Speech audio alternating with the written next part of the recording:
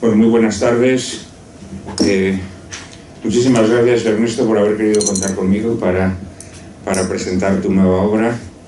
Muchas gracias al público aquí reunido.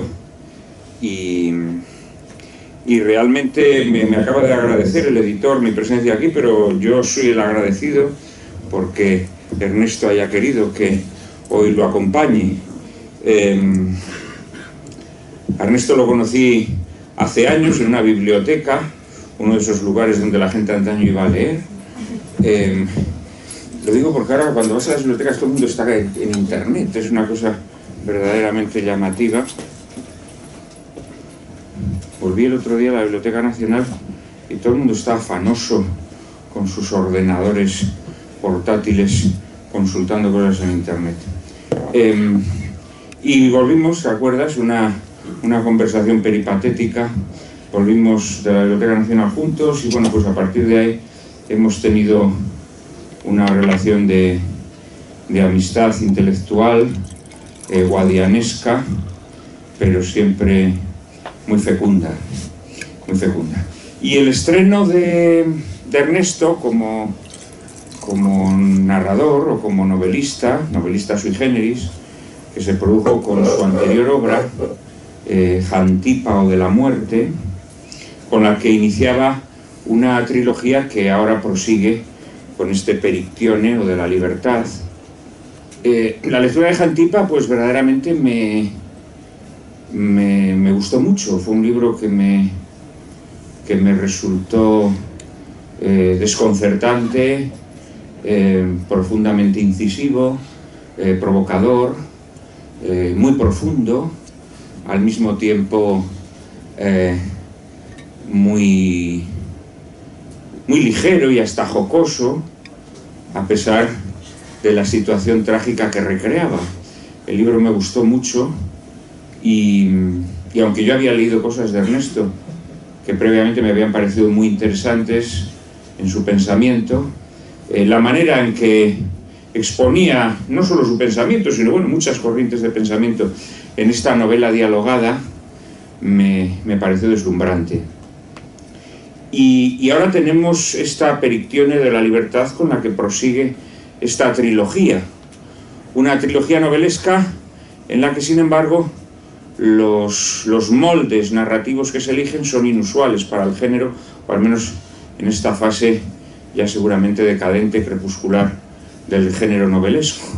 Porque en la primera elegía un diálogo platónico, en donde además quienes coloquiaban eran mujeres en un trance extraordinariamente difícil, peliagudo, el trance en el que se tienen que confrontar con la muerte, unas mujeres que aguardan turno para la cámara de gas en un campo de exterminio. Además, muchas de estas mujeres eran mujeres ilustres, muy especialmente Edith Stein, la carmelita que fue asesinada precisamente en una cámara de gas. Y en este libro Ernesto nos plantea nuevamente un tour de force, que dirían así los finos, un tour de force narrativo, y vuelve a elegir un género o un molde genérico para su novela en completo desuso, pero también con una tradición excepcional, sobre todo en lo que es bueno, ¿cómo podríamos decir? Pues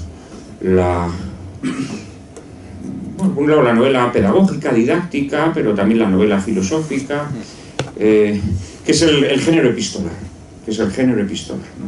Y además aquí, pues digamos que juega más contracorriente, en el sentido en que en Jantipa, al elegir a personajes ilustres, mujeres ilustres, pues de alguna manera siempre uno juega a su favor, ¿no? Cuando recurre a personajes que no son desconocidos para el lector, porque indudablemente ya estás jugando con el acervo de conocimientos y y de opiniones formadas que el lector pueda tener sobre esos personajes, ¿no? Aquí los personajes son, digamos, no tienen esa aureola ilustre, y son personajes que, por lo tanto, el autor puede construir con una mayor libertad, ya que la novela se subtitula así, con mayor libertad y asumiendo unos riesgos que a lo mejor con un personaje histórico no puedes asumir o no puedes asumir plenamente. Perictionio de la libertad nos narra la historia de una joven americana de ascendencia griega que va a estudiar a Francia precisamente en vísperas de la gran revolución de mayo del 68, y que nos va a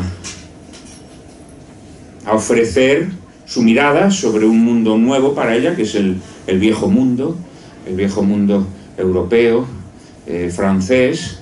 Nos va a aproximar a través de la correspondencia que mantiene con 4 personas: su madre, un hermano, una amiga y su maestra o directora de estudios en Estados Unidos. Nos va a ofrecer una visión caleidoscópica sobre esos días tan agitados, en donde los grandes acontecimientos históricos, pues por ejemplo se presta especial atención al asesinato de Luther King, y no digamos por supuesto a los acontecimientos que se van a desarrollar en Francia, se alternan con aspectos mucho más domésticos, digamos, mucho más personales, de las relaciones que tiene con sus corresponsales, y también del mundo que les oculta, el mundo personal que les oculta y que poco a poco va a ir revelando, ¿no? Digamos que esta es a grandes rasgos la historia que se nos propone aquí. Es una novela de aprendizaje, si utilizamos también las categorías o las etiquetas clásicas, en donde Perictione va a ir descubriendo a través de la experiencia y a través de sus decisiones una serie de aspectos de la vida que hasta ese momento desconocía, y sobre todo también va a descubrir a sus corresponsales aspectos que ellos tampoco conocían de Perictione. La novela nuevamente nos plantea un juego desconcertante, como ya hacía Xantipa. En este caso, y está completamente veteada de humor, a veces un humor sarcástico, a veces un humor más irónico, más leve, y el efecto se crea sobre todo por el recurso constante del anacronismo. Aunque la novela se desarrolla hace 50 y tantos años, sin embargo, en ella se nos cuentan muchas cosas que son de nuestro mundo, de nuestro tiempo, Especialmente feroz, por ejemplo, pues es su crítica al medio universitario, su crítica también a las teorías filosóficas o del pensamiento que se han enseñoreado de los círculos académicos durante las últimas décadas, etcétera, etcétera. Y la novela nos plantea también un conflicto entre lo que podríamos decir, porque claro, nosotros la estamos leyendo desde el ángulo de quienes conocen aquella historia que sucedió en aquellos años, frente a esa joven que la está viviendo al hilo de los acontecimientos, ¿no? Entonces esto también genera un doble plano que es la mirada que tiene el lector, la perspectiva que tiene el lector y la perspectiva que tiene el personaje narrador. Esto es una de las magias de las buenas obras, en donde el lector, creyéndose más inteligente que el narrador, puesto que sabe más que el narrador. Sin embargo, el narrador le va llevando por caminos insospechados en donde el lector va a hacer descubrimientos con los que no contaba. Esta es una magia compositiva y de concepción de la novela que me parece sumamente reseñable. Y no les voy a aburrir más porque yo creo que sobre todo han venido a escuchar a Ernesto, y entonces lo que vamos a hacer es entablar un coloquio. Yo le voy a hacer preguntas a Ernesto y Ernesto seguramente pues va a contar cosas infinitamente más interesantes. La primera pregunta, Ernesto, tiene que ver con esta concepción arquitectónica de la trilogía. Tú te planteas escribir una trilogía, además planteas que esta trilogía tenga una reflexión filosófica, digámoslo así, de fondo, aunque no tratas de hacer filosofía, sino que tratas de hacer novela, y eliges pues estas convenciones, digamos, el género dialogado, el género epistolar, seguramente, no sé si querrás decir el género que vas a elegir para la tercera trilogía, pero ¿por qué concibes primero una trilogía y por qué concibes con estos tratamientos tan insólitos, sobre todo para la literatura de hoy? Bueno, pues, ¿se me oye? A ver, hola. Hola. Pues nada, muchas gracias, Comonel, por el resumen del libro. Lo has mejorado, la verdad es que suena muy bien. Me lo compraré y lo leeré, a ver qué tal está, si está a la altura del resumen, que es excelente. La razón de componer una trilogía es mi fascinación respecto a las tres obras más logradas del corpus platónico, Fedón, Fedro, Banquete, que desde siempre han sido mis favoritas, esas tres que están ahí en el tomo tercero de las obras completas de Platón en Gredos. Siempre me han fascinado, especialmente la que me queda todavía por versionar, el Fedro, que es un diálogo sobre la composición literaria, y que paradójicamente no tiene tema. Es un diálogo sobre un montón de cosas, y es el diálogo que iba a componer en un primer momento. Iba a versionarlo bajo el título de La Astenia o del saber. La Astenia es una de las discípulas que nos queda, según Diógenes Laercio, de Platón. Platón, por lo visto, no discriminaba por razones de género, y por ese motivo se le caricaturiza en muchas tragedias, sobre todo comedias, de la época, y lo que hacía era discriminar más bien por razones geométricas o matemáticas, y nos queda constancia de que al menos había dos discípulas. Una de ellas es la Astenia, que será la protagonista de la dianovela todavía por componer. Utilizo el término dianovela porque en el fondo la temática, tanto el fondo como la forma de las tres dianovelas, es el problema del diálogo. ¿En qué consiste el diálogo en el presente? ¿En qué consiste el diálogo en realidad en la segunda mitad del siglo XX? La primera dianovela, Jantipa al morir, estaba situada en Auschwitz 1942. 26 años después tenemos Mayo 68 y 24 años después la Exposición Universal de Sevilla y los Juegos Olímpicos en Barcelona. Alemania, Francia y España, digamos que son los tres marcos nacionales en los que encuadro esta trilogía, con protagonistas que se llaman según las mujeres ilustres del entorno de Platón. Tomé a Jantipa, la esposa de Sócrates, expulsada del Fedón, como protagonista o como narradora en la primera entrega. Ahora toca a Perictione, la madre de Platón, autora del primer fragmento de filosofía política escrito por una mujer para mujeres, y terminaremos con la Astenia o el saber, que inicialmente iba a ser el trayecto saber, libertad, muerte, y al final ha sido muerte, libertad, saber, el conocimiento como algo pues que se pospone continuamente. Y en cuanto a la estructura, pues la primera parte de la trilogía tiene una estructura, la Jantipa tiene una estructura muy clara, es en realidad una actualización del Fedón. Sin el Fedón, Sócrates tiene que enfrentarse a la disyuntiva entre acatar una injusticia o cometerla él contra las leyes, fugándose de su ciudad, y decide morir ante una sentencia injusta pero legal. En el caso de Liechtenstein tenemos también un estado de excepción nazi que ella decide acatar, y prefiere morir como una santa, como una mártir, a cargarle el muerto a otro. Y en el caso de Perictione, pues a mí los dos elementos estructurales que más me fascinaban del Banquete, es el diálogo que está aquí versionado, modificado, era el monólogo y el narrador no confiable. Platón es fascinante cómo inventa realmente este registro, que para muchos es un invento del siglo XIX, pero ya está en el siglo IV a.C., que es que la historia del banquete no nos la cuenta ningún asistente al mismo, sino un tal Apolodoro, que en las primeras páginas del diálogo se llama a sí mismo loco.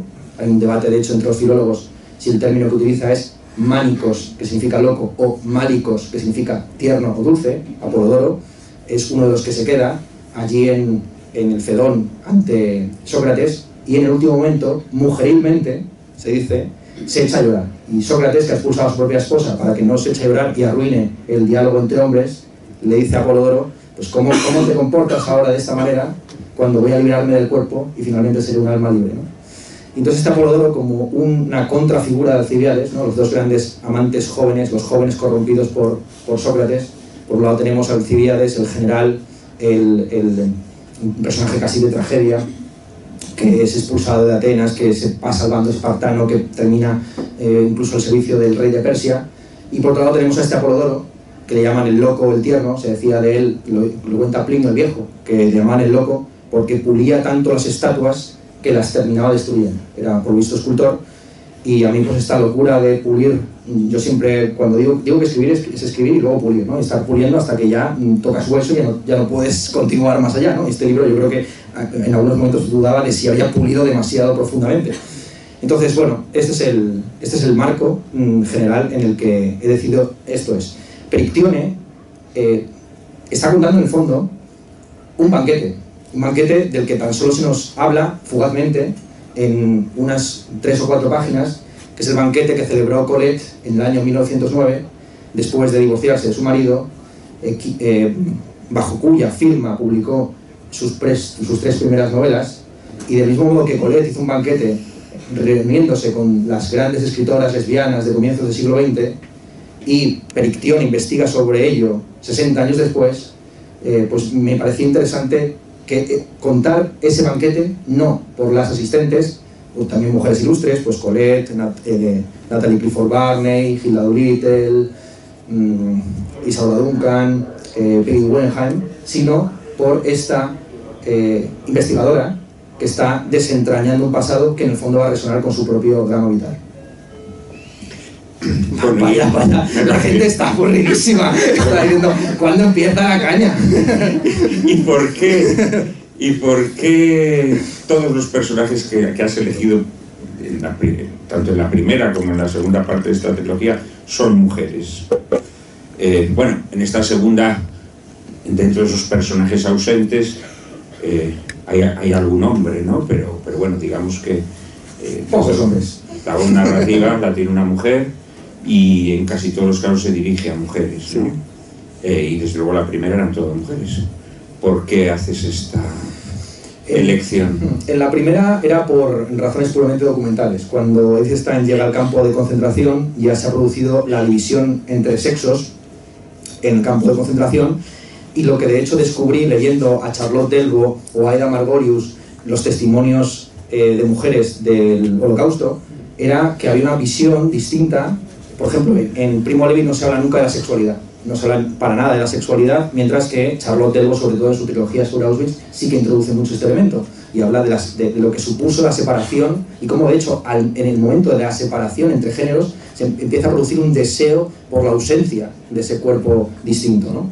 Y eso me interesaba bastante, me gustaba un poco de fondo en Xantipa.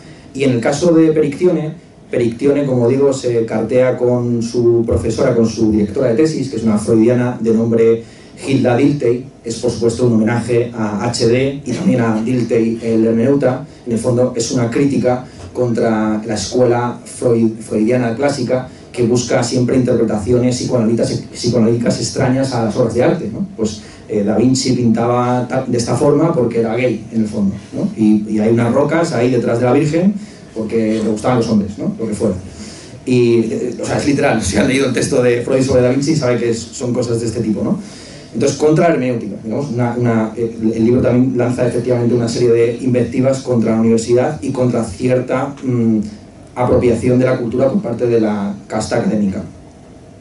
El hermano Castor bueno, yo me apellido Castro, él se llama Castor, quiero decir que no es un poco quejón, porque se llama Castor y Pollux, los dos gemelos clásicos de la antigüedad. Luego se cartea con la madre, evidentemente. ¿Que la madre? ¿Cómo se llama la madre? La madre se llama Diotima, claro, Diotima, porque Diotima de Mantinea es la sabia griega que le instruye a Sócrates su doctrina del amor en el banquete. La mejor amiga se llama Hélène Marsal, en homenaje a María Mercè Marsal, que tiene el mejor libro que se ha escrito sobre René Vivian, un libro en el que ella hace una investigación sobre esta escritora sáfica de comienzos del siglo XX. ¿Y a quién más escribe? Ya está, la madre, la profesora, el hermano y la mejor amiga. Pero en este caso, en el caso de esta entrega de la trilogía, en realidad los personajes secundarios son casi todos hombres. Están los 4 hermanos, Sander, Yanis, Senos, Yorgos, XY, que pues se dedican cada uno a un oficio clásico. En el gran vidrio de Duchamp, las 7 figuras málicas que están abajo, los 7 solteros que están acosando a la Virgen, pues se dedican a los oficios a los que se dedican estos hermanos. Pues uno está en NASA, otro está en Vietnam, otro está en el mundo de la pesca y otro se quiere ir de viaje aventurero, ¿no? Entonces, ahí de fondo de este diálogo aparentemente monopolizado por mujeres, pues están también estos oficios masculinos que en la época eran muy masculinizados y que en el presente también lo siguen siendo. No me has respondido a la pregunta, pero bueno. Digamos que lo que has hecho es descifrarnos los trasuntos o los nombres que hay detrás o las referencias culturales que hay detrás en la elección de los personajes, pero no has aclarado perfectamente, no has aclarado por qué has decidido que tus personajes sean mujeres. Bueno, en cambio, sí has dicho una cosa llamativa, que es otro anacronismo, que es que cuando en los campos de concentración separan a los reclusos, dices que los separan por género. En aquella época evidentemente los separaban por sexo. Sin embargo, no se me ha escapado que has utilizado ese anacronismo porque estás haciendo proselitismo. Estás haciendo proselitismo claramente porque en esta novela se percibe ese proselitismo también. En esta novela está muy presente esa cuestión, ¿no? Bueno, yo a los periodistas les digo siempre que no es una novela de tesis, sino de ideas. Y ellos van a saber qué hacen luego con ese material. También tendrías que explicar la diferencia entre una novela de tesis y otra de quiero ideas. Decir que yo cuando me puse a escribir el libro, tenía una idea bastante clara de las concepciones de la libertad que quería plasmar. De hecho, di una charla justo hace un año, cuando empezó la guerra de Ucrania, hablando de las 6 concepciones de la libertad parangonables a los 6 discursos del banquete. En el banquete hablan Fedro, Pausanias, Erixímaco, Aristófanes, Agatón, Sócrates y Alcibíades, cada uno con una concepción del amor que es un desarrollo histórico de cómo se ha concebido el amor. Fedro habla del amor como habla Homero del amor. El amor es una fuerza cósmica, pero sobre todo un héroe, el héroe más antiguo o el más joven en el canon y en el panteón olímpico. Pausanias habla del amor como un amor dual. Está la Venus Pandemos, la Venus popular, que es corpórea, la Venus celeste, que es intelectual. Erixímaco habla como presocrático, habla del amor como una atracción o repulsión de los cuerpos. Aristófanes habla evidentemente como un cómico y habla la famosa comedia de las medias naranjas que se separan o se juntan. Agatón habla en el fondo como un sofista del amor. Sócrates habla como Sócrates del amor, y Alcibíades, en el fondo, esta es mi posición, Alcibíades es Platón. O sea, el discurso de Alcibíades es el discurso de Platón. Entonces, esas 6 visiones del amor, yo las quería trasladar tal cual, haciendo proselitismo, si se quiere ver así, a el libro, ¿no? Entonces, 6 concepciones de la libertad, desde la visión más primitiva o ingenua de que la libertad es hacer lo que me dé la gana, hasta la libertad positiva, la libertad como indeterminación cósmica, la libertad kantiana, la libertad de Spinoza como conciencia de la necesidad, la libertad al final heideggeriana, la libertad de apropiarse de la propia tradición, bueno, toda la película de Heidegger, ¿no? Y luego mi propia visión de la libertad según mi sistema de naturalismo genérico. Aquí ya sí que estoy haciendo proselitismo, ¿no? Entonces, yo quise empezar a hacer proselitismo, efectivamente, del naturalismo genérico. Y cuando me puse a escribir, pues la escritura lo derribó todo. Entonces me di cuenta de que no podía simplemente hacer unos monólogos así encadenados en una progresión histórica que fuera a darme la razón a mí mismo. Y en el fondo hay muchas escenas que yo empecé a escribir con una determinada intención y que la escritura me llevó por otro camino. Entonces, por ese motivo no es una novela de tesis, porque yo no parto de una idea que quiero transmitir más o menos pedagógica o divulgativamente en el texto, sino que a través de la escritura de ficción yo voy aprendiendo lo que yo mismo creo y lo que me parece más irónico, pertinente y contradictorio exponer en cada momento. Por ejemplo, la cuestión de la antipsiquiatría. Pues aparece una figura, el profesor Marcel Nonclerc, que está en contra de la psiquiatría, del encerrar a los enfermos mentales en asilos o en espacios cerrados, y yo lo que intento es también exponer cómo históricamente se sacó a los enfermos mentales del psiquiátrico porque se medicalizó al conjunto de la sociedad, porque el psiquiátrico dejó de ser un espacio acotado para convertirse en el conjunto de la sociedad. Entonces, pero en eso estamos todavía, ¿no? En eso estamos ahí, efectivamente. Sí, esos polvos, estos lobos. En eso estamos ahí, pero bueno, digamos, vamos a ver, en el personaje, en Perictioni, hay una evolución, y más allá de que ella vaya probando esos distintos tipos de libertad, yo sí que creo que hay una tesis, ¿no? Es decir, porque el personaje al final elige uno de esos modos de libertad, ¿no? Pero yo no estoy seguro de si es la opción correcta. No vamos a desvelarlo, pero el libro narra los 3 meses anteriores a mayo 68. Termina justo en... Sí, no, las páginas finales, que no vamos a desentrañar, ciertamente no dan una visión muy luminosa o optimista, ¿no? de las consecuencias de esa libertad, claro, ¿no? Pero no deja de ser una forma de libertad, efectivamente, y por eso la pregunta al final de si la forma más extrema de libertad es la locura. Es la tesis de Luis Rosales, famosa sobre el Quijote, de que el Quijote no está loco, sino que se hace el loco para ser libre, y que para llevar a cabo un arte que no es capaz de realizar en las letras, se ejercita, igual que Perictione, que podemos decir que es una escritora fallida, que se ejercita en un arte menor, que es el de la epístola, que no es capaz de llevar a cabo su tesis doctoral, pues entonces se tira al monte y se mete en unas comunas sexuales donde ya se ve su enfilamiento hacia el terrorismo de los años 70. A mí me parece bastante interesante. O sea, al fin y al cabo, la pregunta final de la novela se puede resumir en la tesis famosa de Pasolini de demasiada libertad sexual os hará terroristas. Que me parece una... Digo, hostia, ¿con qué estarán follando estos, no? Demasiada libertad sexual os hará terroristas. Y bueno, pues sucedió históricamente, ¿no? Es decir, la Comuna 1 en Alemania, o la familia Manson, o un montón de proyectos de este tipo, pues terminaron en guerrillas urbanas, en las Brigadas Rojas, en la fracción del Ejército Rojo. Entonces, también me parecía interesante en términos de ucronía histórica plantear qué hubiera pasado si en mayo 78, en lugar de haber 800 heridos el 11 de mayo y ni un solo muerto, hubiera uno. Con que hubiera uno, igual que en la visita del Shah de Persia a Berlín, yo estoy seguro que muchas de estas comunas simpáticas francesas de las que se burla Michel Houellebecq se hubieran convertido alguna de ellas en algún tipo de guerrilla terrorista, como sucedió en Alemania, como sucedió en Italia, como sucedió en Estados Unidos. Lo que sí se percibe en tu novela es que ese ejercicio de la libertad de alguna manera conduce a un nihilismo. Y yo creo que esas páginas finales, aunque expuestas de forma risueña y contestataria y rebelde frente al legado recibido, la realidad es que nos asomamos al nihilismo. Y en este sentido me llama la atención que en esta novela, a diferencia de la de Jantipa, no introduzcas la perspectiva cristiana sobre el problema de la libertad. Es llamativo. Sí. Sí, bueno, los caminos del Señor son inescrutables.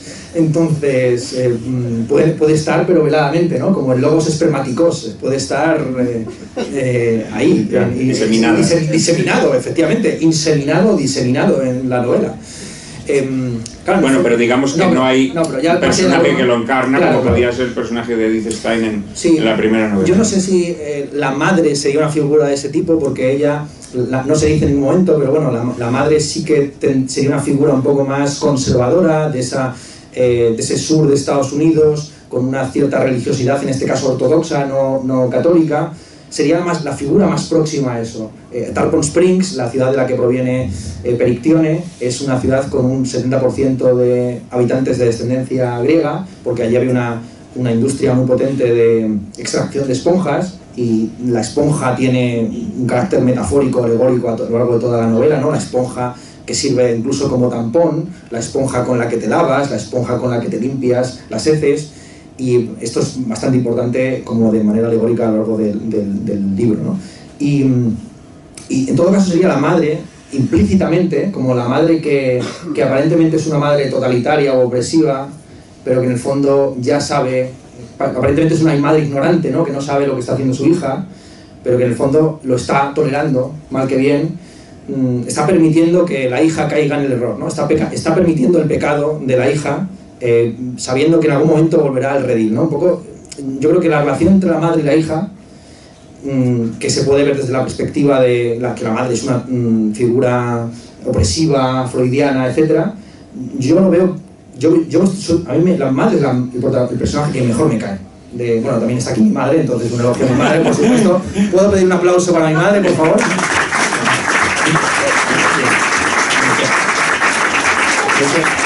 Claro, hay que leer. Los antiguos lo llamaban captatio benevolente. Sí, me van a ustedes a perdonar que lea el pasaje, porque este es el fragmento que nos queda de Perictione, de la Perictione histórica, la Perictione, la madre de Platón. La madre de Platón dice lo siguiente: una no debe hablar mal de sus padres ni hacerles daño, sino obedecerles en lo grande y en lo pequeño, en cualquier ocurrencia del alma y del cuerpo, de la vida interior y exterior, en la riqueza y en la pobreza, en la buena y en la mala reputación, en privado y en público. Una debe seguirlos y nunca abandonarlos. Incluso en la locura debe una obedecerlos. Pero si alguna desprecia a sus padres o les desea algún mal, entonces, viva o muerta, será acusada de pecado por los dioses, será odiada por la humanidad y para la eternidad, junto con los impíos, en su sitio bajo la tierra, y la asaltarán los males a manos de la justicia y de los dioses subterráneos. Para que luego digas que no está la perspectiva cristiana, hombre. Bueno, no está no, vamos a ver, en la concepción de la libertad no está. Porque en realidad la visión que hay de la libertad en el libro es la libertad propia del idealismo. Sí. En sus distintas variedades, es decir, la libertad, no diré que desprecia, pero que desborda el orden del ser. La libertad cristiana acepta el orden del ser, entonces considera que debe aceptar la realidad, ¿no? Quizá todo el mundo que tú retratas aquí, más allá de que convivan distintas visiones de la libertad, es una libertad que se sale de las casillas del ser, ¿no? Entonces aspira a salirse de sí mismo, el ser humano, para alcanzar su libertad. Entonces, en este sentido es a lo que me refería, ¿no? Que la visión que se ofrece de la libertad es anticristiana, digámoslo así, ¿no? Sí, pero a mí, al fin y al cabo, los escritores cristianos o católicos que más me interesan también son los que muestran, hacen una iniciación a la Biblia por Poncio Pilatos, ¿no? Entonces van mostrando, digamos, las verdades de la fe por la vía de su negación. Entonces, pues yo qué sé, casi desde Baudelaire en adelante, a mí los que más me interesan, y tú eres un ejemplo de esto, son aquellos que han visto también a dónde conduce la bohemia desenfrenada, que efectivamente entiende la libertad como algo que tiende al no ser, o casi selinguianamente al mal primigenio. Claro que al final la libertad, casi Kierkegaard, la libertad consiste en ejercer el pecado original. O sea, la libertad consiste en violar la norma. Uno no es consciente de la libertad, la teoría de Kierkegaard es tal cual. Adán no es consciente de que es libre hasta que no se le prohíbe algo y actúa contra lo normativo. Entonces, bueno, estos autores malditos, si se quiere, dentro de la tradición cristiana, pues como Kierkegaard, como Baudelaire, etcétera, a mí me parecen muy interesantes y sugerentes. Y luego ya pues los cineastas tipo Lars von Trier, con sus exageraciones, Ulrich Seidl, no sé. Y entonces, en ese sentido sí que se podría ver, pero vamos, que tampoco quiero hacer ahora que la trilogía sea anticristiana o pro-cristiana ni nada por el estilo. No, yo te lo he comentado porque bueno, me parece un tema interesante, porque bueno, la libertad es el tema fundamental de la obra, ¿no?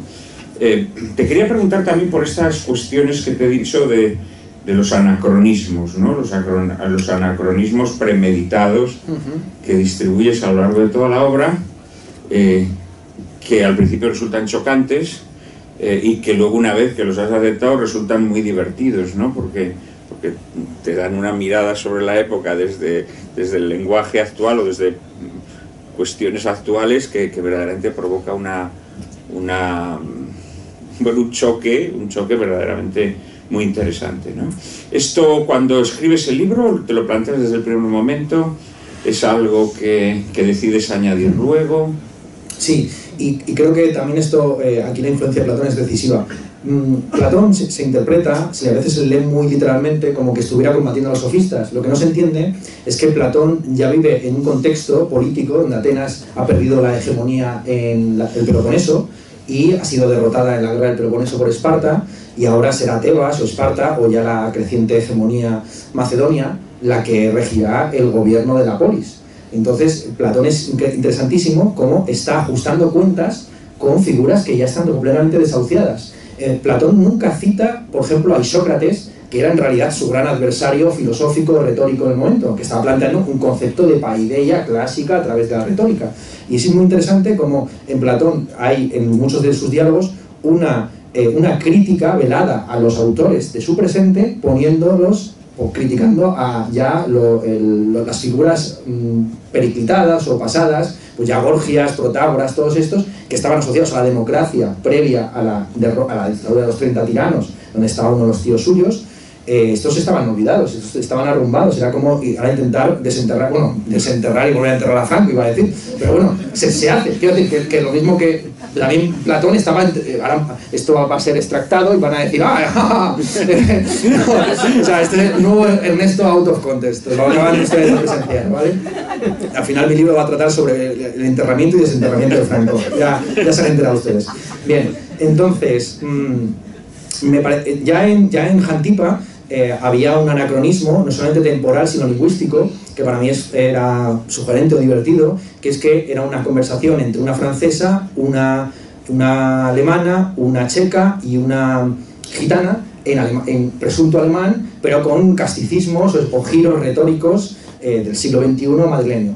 Y del mismo modo, en esta correspondencia, presuntamente, Perictione está escribiendo a su madre en griego moderno, a su hermano también en griego moderno, a la profesora en inglés, a la amiga en francés. Y de hecho, los saludos y las despedidas de cada carta son en el lenguaje correspondiente, y de vez en cuando salen determinadas palabritas, pues feedback, paper, todo este tipo de términos académicos para la profesora, y para la amiga, pues esprit de corps, esprit d'escalier, todos los esprit que puede haber en el mundo francés, que hay un montón, ¿no? Hay un montón de espíritus que van vagando por ahí. En la escalera, en el cuerpo, hay un montón de espíritus. Bueno, fue muy irónico con los idiomas, todo esto está muy bien en la novela, no lo hemos mencionado antes, pero también genera ese efecto tan divertido y tan... sí, ¿no? Efectivamente, incluso constantemente hay expresiones en otras lenguas. Expresiones que todos conocemos, no hace falta tener un conocimiento profundo de estas lenguas, salvo del griego, en la dedicatoria de la novela. Sí, bueno, esto lo podemos explicar rápidamente, claro. Para Luna, kai heteron ameon es un fragmento de un fragmento a su vez de Safo, es un fragmento muy conocido. Yo te prometo que alguien se acordará de nosotras. Alguien se acordará de nosotras, es kai heteron ameon.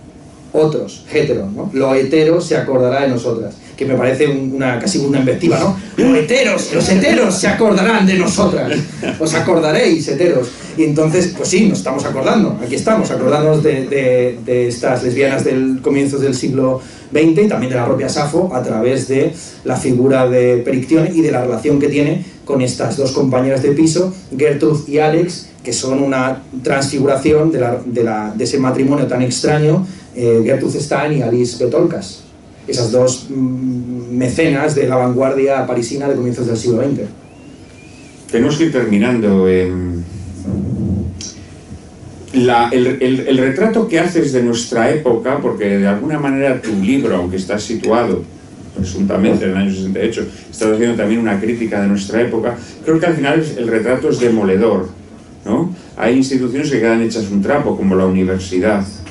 El retrato que haces de la universidad es feroz, y además es un retrato que creo que es muy acertado, ¿no? Yo que he tenido que volver a la universidad ahora para doctorarme, verdaderamente me he encontrado con un antro verdaderamente lamentable, ¿no? Es decir, la crítica que haces, por ejemplo, de todo este sistema de los papers estos, ¿no? Pues verdaderamente me parece colosal. Quiero decir que de alguna manera estás también haciendo un juego entre las consecuencias de esa libertad que quedó consagrada en el 68 y la situación presente. No sé si este juego es consciente o también te ha salido sobre la marcha, forma parte de esa rebelión que todo libro es frente a su propio autor, o por el contrario ha sido algo premeditado y consciente. A mí siempre me ha interesado cómo se ha visto Mayo 68 posteriormente. Hay un libro maravilloso que se llama de Christine Ross sobre Mayo 68 y sus vidas posteriores, creo que se titula. Está publicado en la editorial de Amador Fernández Sabater. Y en ese libro se muestra muy bien cómo se percibían a sí mismos los revolucionarios de Mayo 68 y cómo fueron leídos 10 años después, con la emergencia de los nuevos filósofos, que eran anti-stalinistas. Se había publicado el archipiélago del Gulag, ellos eran unos críticos de los regímenes soviéticos o socialistas, y posteriormente 80 y 20 años después, ¿no? Cuando Sarkozy dice que hay que acabar con la herencia de Mayo 68. Y claro, lo que muestra muy bien Christine Ross, por ejemplo, es cómo el feminismo ni estaba ni se le esperaba en Mayo 68. En Mayo 68 lo que había era un pensamiento bochista de una izquierda maoísta anarquista con influencias del situacionismo, que buscaba una dictadura del proletariado, pero ellos mismos eran estudiantes. Era la contradicción en la que se vieron continuamente de querer ir a las fábricas y que el sindicato hegemonizado por el Partido Comunista le dijera que de eso nada. Charles de Gaulle se marcha hasta Baden-Baden para tener el apoyo de su ejército que está ocupando Alemania en caso de que el Partido Comunista quiera dar un golpe de Estado, y el Partido Comunista dice que de eso nada, que no va a dar un golpe de Estado. Antoni Domènech, mi maestro en cuestiones marxistas catalán, siempre decía que ese había sido el momento más clave prerevolucionario jamás visto en la historia de Europa occidental. Que en ese momento el Partido Comunista, estaban los ministerios abiertos, no había ni policía por las calles. El 11 de mayo, el 20, ya no me acuerdo de qué día de mayo, vamos a decir el 28 de mayo, cuando De Gaulle va a Baden-Baden, el Partido Comunista simplemente tenía que abrir una puerta y tomar el Parlamento, los ministerios y todo, ¿no? Estaba ya París para ser tomado y hacer una nueva comuna, pero no pasó.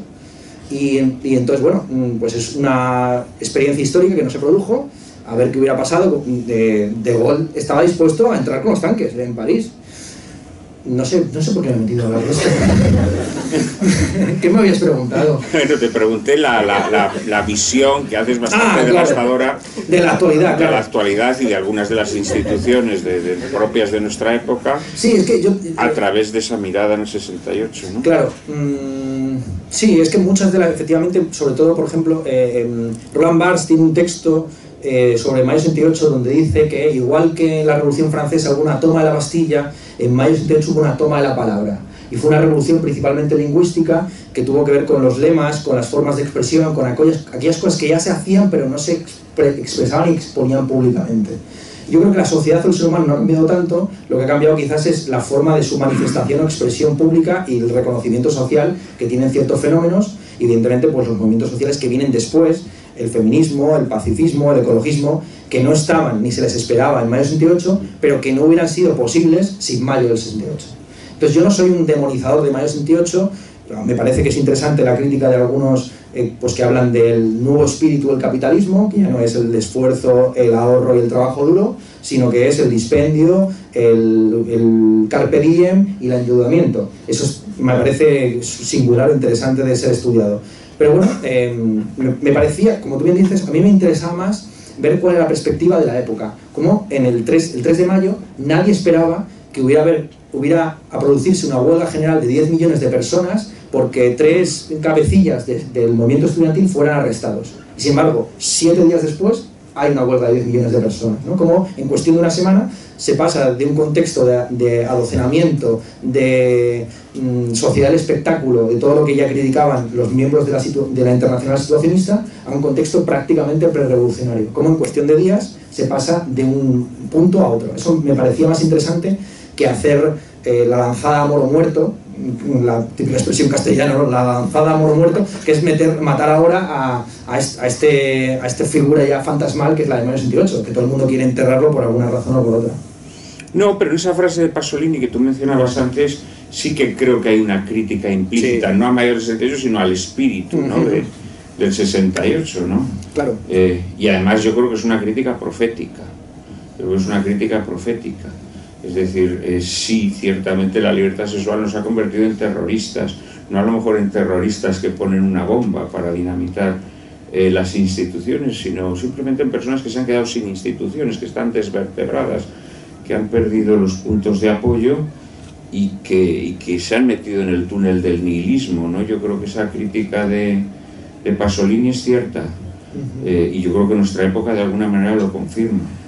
No nos da tiempo a hablar explícitamente del tema del feminismo.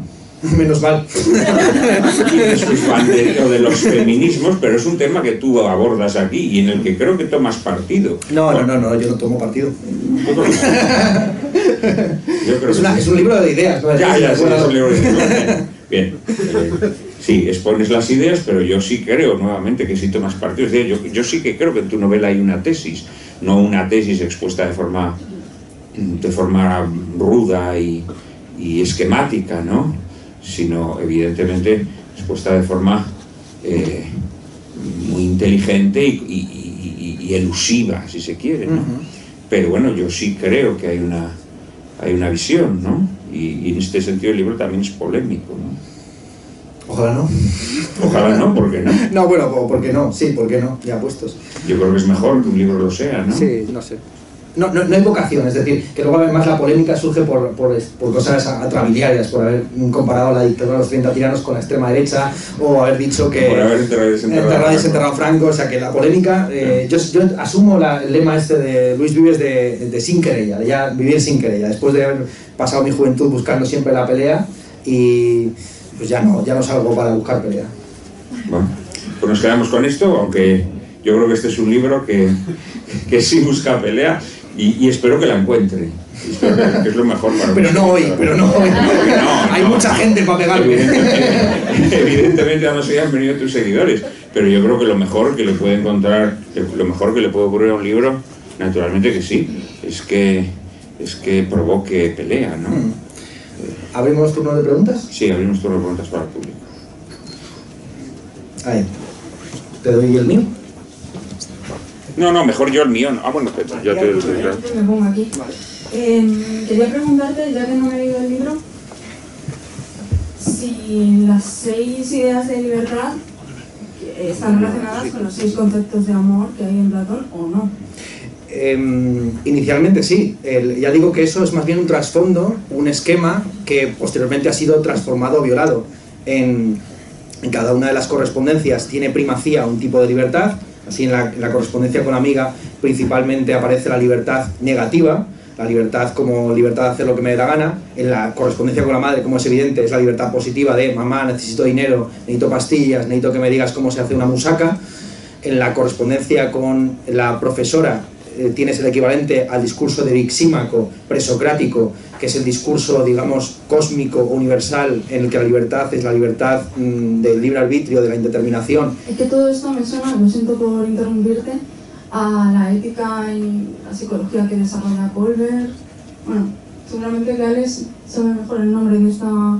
Sí, con su propia voz. Con su propia voz, el famoso texto sobre si existe una diferencia de intuición moral entre las mujeres y los hombres, ¿no? Exacto. Gillian creo que se apellidaba la psicóloga que hace una crítica a Kohlberg y a Piaget en la psicología del desarrollo, ¿no? Que sostenía que las mujeres se quedaban en la fase empática, efectivamente, que no accedían a una concepción abstracta de la justicia distributiva. Eso es. Esto no aparece. Afortunadamente, pero no, creo que no aparece. Menos mal que no aparece así, pero me recordaba un poco a ese desarrollo psicológico, esas ideas de la libertad. Es que al final, yo como vengo de un máster de filosofía de la historia, parece que vamos cogiendo cada vez una mayor conciencia para tomar las mejores medidas políticas para ser todos más LGBTQIA más friendly. Todos somos más friendly al final, pero al final lo que pasa es que el capitalismo, vuelvo a ser lo mismo, está destruyendo los vínculos de solidaridad, si es que alguna vez existieron o si es que alguna vez se pudieron dar para ejercer esas diferentes tipos de libertades. Porque yo también pienso en la libertad del niño, o pienso, no sé, en otros tipos de ejercicio de la libertad más egoísta que no tienen por qué hacer daño a nadie. Claro, sí, sí. De hecho, en la portada ya misma, esta metáfora, analogía con la cadena, pues claro, esa cadena es la que te aprisiona, la que no te permite moverte, pero también es la que te vincula con los demás. ¿Alguna otra pregunta? Más preguntas. Ah, bueno, yo tenía otra, pero no, pero vamos a repartir juego, ¿no? Por ahí hay un señor que levanta la mano. Ahí. Hacemos, si os parece, una ronda de preguntas para que intervenga más gente, y yo tengo aquí un cuaderno, me apunto lo que digáis. ¿Sí? Sí, mejor. Buenas, Ernesto. No sé si es de mucho buen gusto hacerte una pregunta sobre el primer libro de la trilogía, Antípoda del Morir. Y mi pregunta era ¿cuáles son los actos supererogatorios de un filósofo y particularmente de Ernesto Castro? Joder. Venga, otra pregunta. Hola, Ernesto. A mí me gusta mucho leer a Platón y de alguna manera en el banquete, ¿no?, hay cierta crítica a Aristófanes, ¿no?, y el diálogo, ¿no?, en la comedia que le escribió a Sócrates. Entonces, lo que me gustaría preguntarte es si como decías, ¿no?, que de alguna manera el mito, ¿no?, de Aristófanes se veía en paralelismo con la noción de libertad negativa y libertad positiva. Yo le preguntaba, ¿no?, además aquí con Juan Manuel de Prada, que creo que está en debate con Juan Ramón Rayo, si de alguna manera vas a hacer, te pregunto a ti porque no se puede preguntar a Platón, si Rayo va a tener hipo en la novela Vale. O si le has hecho tener hipo a Rayo. Vale.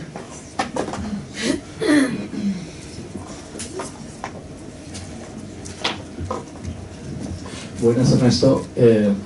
Yo te quería preguntar a raíz de la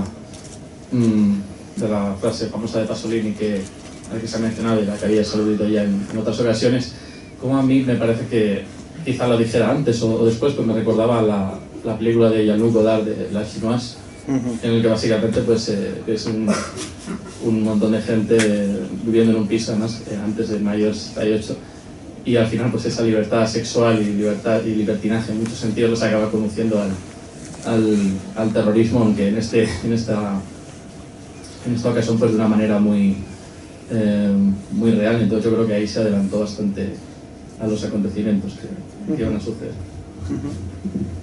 ¿Más? Bueno, responde a esas tres, ¿no? ¿Sí? No, venga, una más, yo creo que sí. ¿Nadie quiere hablar?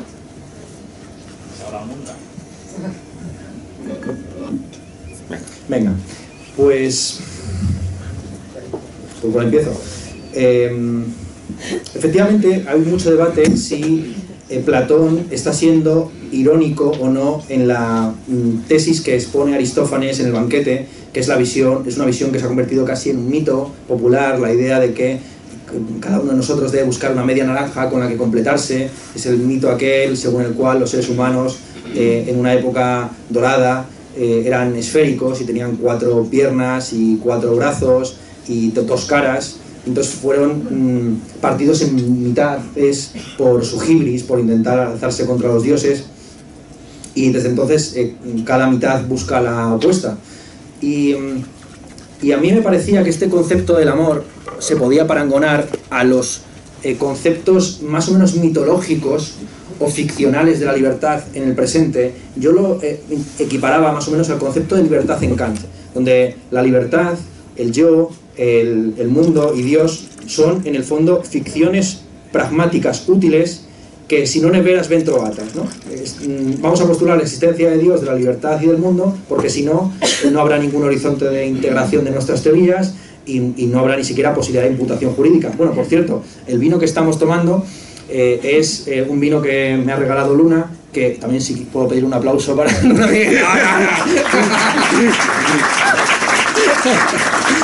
Qué fácil es. Pasado de la captación de Valencia a la demagogia ya desatada. Bueno, es que claro, llevamos ya media botella bebida. Se llama el banquete de Platón, ¿no? El banquete de Platón, por cierto, este vino que está bastante bueno. Muy rico, sí. Entonces, sí. Sí. Al final ese cuarto discurso, el discurso de Aristófanes, yo lo parangono con las cartas al hermano. Las cartas al hermano son sábanas, bloques de texto dirigidas a un hermano que está situado en Praga, dentro del bloque soviético, y son cartas donde se reflexiona acerca del socialismo con rostro humano que plantean los checos versus el socialismo realmente existente de los soviéticos. Y hay unas críticas que pueden recordar a un cierto anticomunismo que sigue vivo en el presente, efectivamente con figuras como Juan Ramón Rayo, Perictione anticomunista, o Perictione por joder al hermano, en la correspondencia con el hermano es anticomunista, porque luego en la correspondencia con la madre que es racista y que tiene miedo piensa que Martin Luther King pertenece a los Panteras Negras, etcétera, en relación a la madre es más o menos liberal, lo que en Estados Unidos se llama liberal, es decir, socialdemócrata. Es decir, que yo siempre, al final lo que me interesa aquí es cómo un personaje, como todos nosotros, está embebido en una novela epistolar continua. Claro, cuando tú dices, es un género en desuso, es un género que estamos unos olvidados, en el fondo todos nosotros, los que tengamos sistemas de mensajería instantáneas, cosa que no tenemos ni tú y yo, vivimos o vivís, los que tengáis WhatsApp, Telegram, etcétera, vivís en una continua novela epistolar.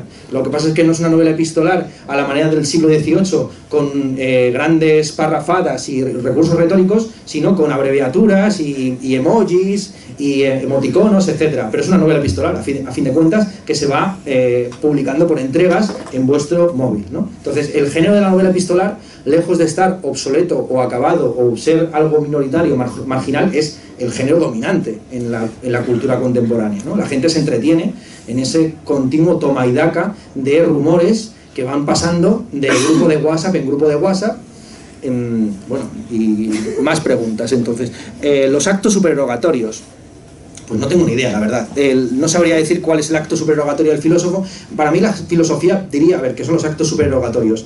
Los actos supererogatorios son aquellos actos que están por encima del deber, que no son obligatorios según las normas comunes del derecho o la moral, sino que ya entran dentro de la esfera que en la teoría escolástica se llama de santidad, ¿no? Entonces, los actos de santidad o de heroísmo, como entrar a salvar a un niño en un edificio en llamas, es algo que no es obligado, pero que está incluso por encima del deber, ¿vale? Para la visión moderna del derecho y de la moral, que equipara moral con deber o con derecho, esos actos supererogatorios no existen.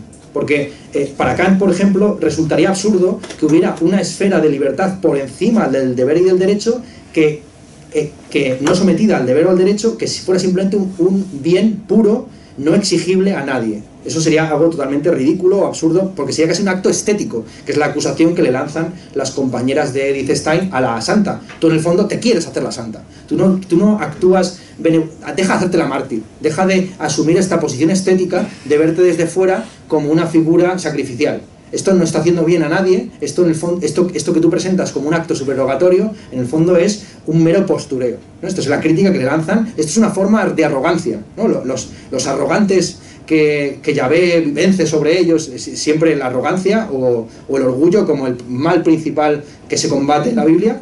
Al final, los mártires, los santos, que presuntamente se creen por encima de los mortales, están pecando, desde cierta visión de todo este asunto, de arrogancia o de orgullo, ¿no?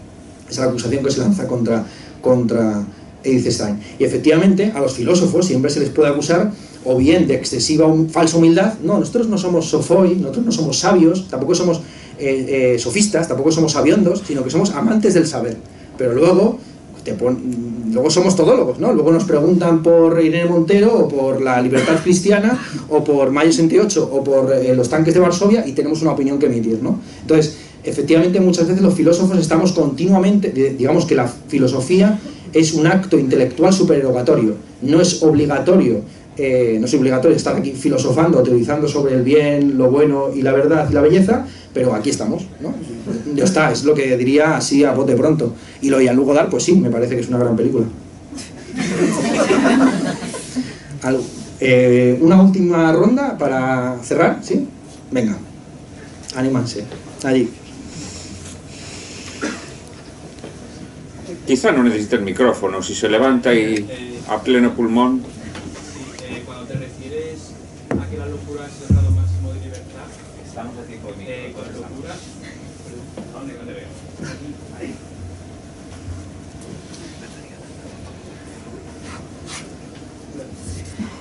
Hola. Cuando te refieres a que la locura es el grado máximo de libertad, ¿te refieres a que la locura es como una negación sistemática de la realidad, o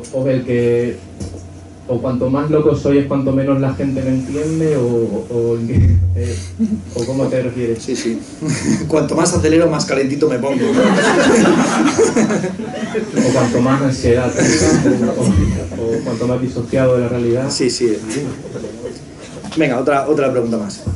¿Alguna más? No tengan miedo. A ver, aquí está esta primera fila de haters. ¿Nadie quiere decir nada? Yo quiero decir algo. Venga. Sí. Bueno, es una pregunta para Juan Manuel. Quería preguntar. Métete el micro. Vale. Nada, yo quería preguntar ¿cuál es la tesis de la obra? No, pero le vas a preguntar él por la tesis de la obra. Él dice que hay la tesis y me interesa mucho, pues, no sé si puedes compartirla con nosotros. Es lo que a mí me interesa. Es muy mala, es una profesora de filosofía, entonces es como una pregunta capciosa socrática. No hay que responder a esa pregunta.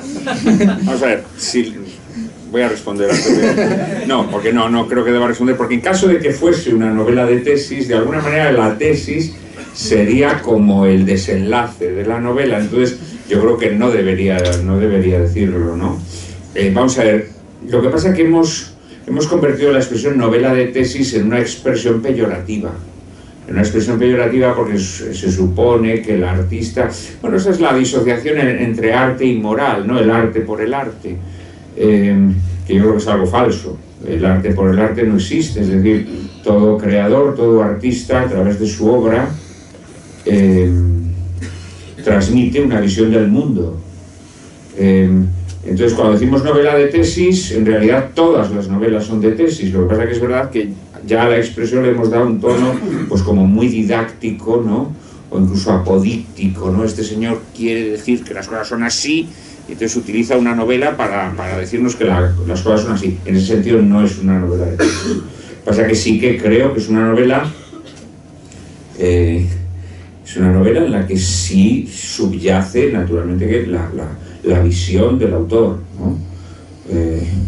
Y que esa visión del autor es una concepción de la libertad, más allá de que él exponga distintas posibilidades, que se percibe en la novela, ¿no? Y que creo que se percibe en la evolución del personaje. Pero yo creo que hasta ahí puedo leer, ¿no? Que diría Mayra Gómez que en mi tierna infancia, porque si no, pues también destripamos demasiado la novela, ¿no?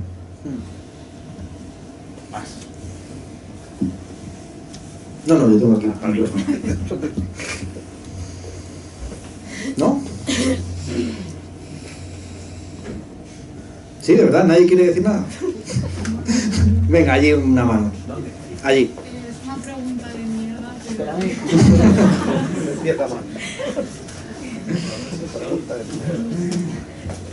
¿Crees que tus charlas, si fueran pagadas, que no sé si alguna te la pagan, deberían estar en el bono cultural de Pedro Sánchez? No. Es muy buena pregunta. No, en realidad son tauromaquia también. Son la lidia de un cornudo, efectivamente, y no deberían estar dentro del bono cultural. Yo creo que la tortura no es cultura Y entonces yo lo que en el fondo hago es torturar a mis oyentes pues con este tipo de soflamas como las que hemos soltado hoy, y no debería estar en el bono cultural. De un cornúpeta, no de un cornudo. De un cornúpeta. ¿Alguna otra pregunta más? Por ahí.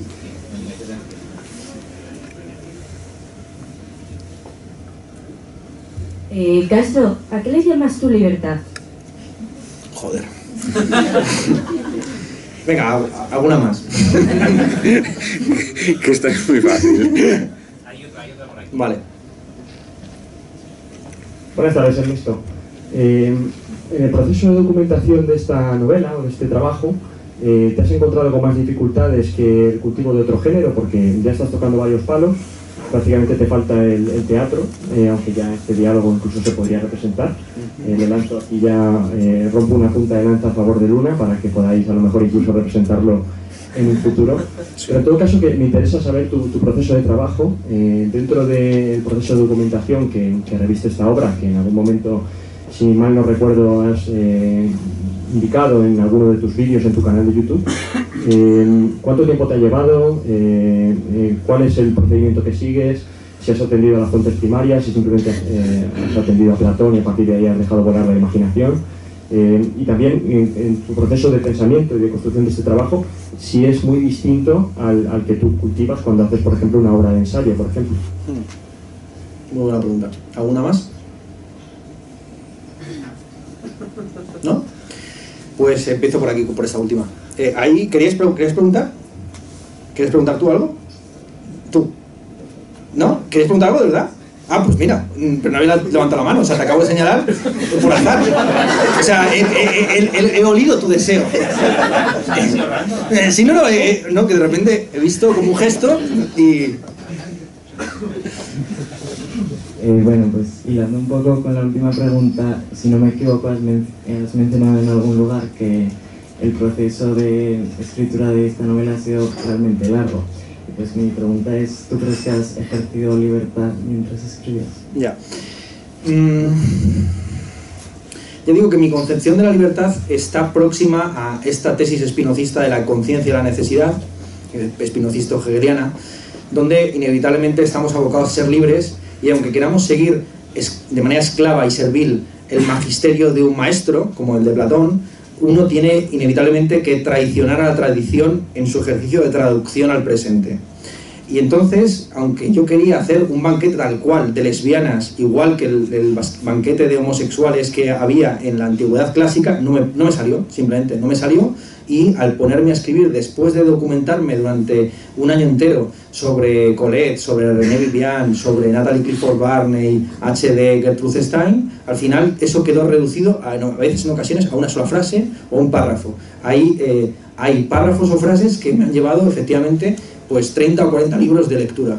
Y en la escritura de este libro, pues yo he seguido un poco la técnica que comenta Azorín en Con permiso de los cervantistas, donde habla de el momentismo de Cervantes. Cuando Cervantes ya se relaja, dice él, y escribe Teseo y se quiere referir a Perseo, y se le pierde un burro en la primera parte y en la segunda hace burla de esa pérdida. Entonces, ¿cómo Cervantes, inventor de la novela moderna, convierte sus vicios en virtudes y sus debilidades en fortalezas? Y en el fondo yo he hecho un poco lo mismo. Había muchas escenas que yo quería que fueran idílicas o románticas y al final me han salido truculentas o violentas, y he seguido por ese camino, el camino que me dictaba la escritura. Ese es me documenté muchísimo, pero luego olvidé la documentación. Tengo la ventaja de ser muy desmemoriado y entonces no acordarme de la mayor parte de las cosas que leo, y afortunadamente esas cosas que he ido leyendo van operando en mí de manera inconsciente, lo sepa yo, ¿no? Ese es el modo de trabajo. No es muy diferente a como yo, por ejemplo, escribo mis libros de ensayo o de no ficción, donde a mí me interesa siempre plantearme desafíos estilísticos o temáticos y no tratar lo que ya sé. Sobre lo que ya sé, pues no me apetece realmente escribir. Me gustan los formatos desafiantes. Por ejemplo, yo soy muy mal epistológrafo. Yo escribo muy malas cartas, de hecho yo más bien escribo cartas a la manera de las últimas cartas que escribe Perictione, que no buscan respuesta. Yo más que cartas escribo ultimátums, ¿no? O sea, yo digo, bueno, yo mando misivas que no esperan respuesta, que son casi como ataques verbales, un poco como las cartas de despedida que se encuentran al final de la novela. Y me apetecía explorar, insisto, este género que se agota aparentemente después de las amistades peligrosas. Parece que después de Chodorós de la Clos no hay ninguna novela. Bueno, en Herzog hay algún atisbo de novela epistolar, pero en realidad este género, igual que en el género del diálogo, es un género que ha quedado un poco sí, arrumbado o arrinconado o, en fin, sí, expulsado del cuerpo central de la narrativa contemporánea. Y me apetecía simplemente documentarme, estudiar, ver cómo se escribían este tipo de novelas en el siglo XVIII y a partir de ahí ya escribir con la libertad que es la esclavitud a la gramática, muchas veces. O sea, yo he escrito lo que he podido, no lo que debía quizás, ni lo que quería, sino lo que podía. Y esa es la libertad que yo concibo en términos artísticos, efectivamente. Y en cuanto a la novela de tesis, efectivamente, de hecho, claro, yo te invito a esta presentación como presentador, aparte por tu gran reseña de Jantipa, que profundizó en elementos que para la mayor parte de los críticos pasaban desapercibidos, porque yo te estimo mucho como escritor no preciosista, es decir, un escritor que tiene un estilo muy marcado y muy personal, el estilo es el ser humano, pero que no concibe la literatura como un espacio autónomo y totalmente gratuito, sino que está vinculado a la transmisión de determinadas ideas, polémicas o no. Y para mí eso es fundamental. Efectivamente, yo también concibo la literatura no como un ejercicio vacuo de retórica, sino como la forma de transmisión o de encarnación de ideas, bien sea a través de personajes ficcionales, bien sea por medio de tesis ensayísticas, entonces, o líricas. De hecho, podemos anticipar que la idea que tengo en mente ahora mismo, febrero de 2023, para la tercera entrega, es que sea una novela, un poema épico. Esto es lo que hacia lo que vamos, hacia un poema épico. Bueno, a ver si me sale, ¿no? A ver si me sale un poema épico. ¿Pero con versos medidos? Sí, hasta con hexámetros, yo diría, en un momento dado. Entonces, un poema épico anotado, un poco a la manera de Palio Fuego en Nabokov, y hacia allá voy a ver si puedo. Esa es la sugerencia o la última palabra que quisiera pronunciar. Según lo has dicho, lo del poema épico, el editor se ha estremecido.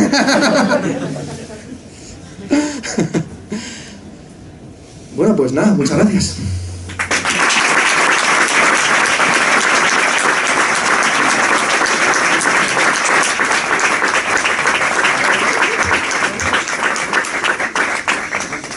Bueno, ahora el autor procederá a la firma. Sí. Te montamos un setting para la firma. Vale. Quienes queráis quedaros para la firma, formad por favor una fila aquí en el lateral de la sala. Bueno, querido amigo. Nada, oye, muchas gracias por todo. Muchas gracias a ti.